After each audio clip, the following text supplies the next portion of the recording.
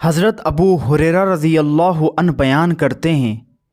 کہ حضور نبی کریم صلی اللہ علیہ وآلہ وسلم نے ارشاد فرمایا،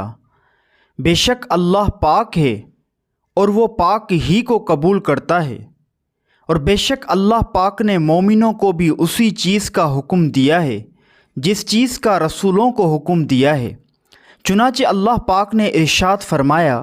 یا ایھا الرسل کلوا من الطیبات واعملوا صالحا، اے پیغمبرو پاکیزہ چیزیں کھاؤ اور اچھا کام کرو۔ ایک اور جگہ ارشاد فرمایا، یا ایھا الذین آمنوا کلوا من طیبات ما رزقناکم، اے ایمان والو کھاؤ ہماری دی ہوئی صاف ستھری چیزیں۔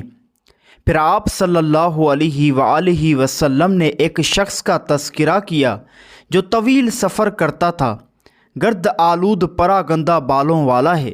وہ اپنے ہاتھ آسمان کی طرف پھیلا کر کہتا ہے، اے میرے رب، اے میرے رب،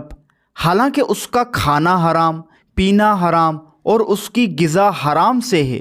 تو اس کی دعا کیسے قبول ہو سکتی ہے؟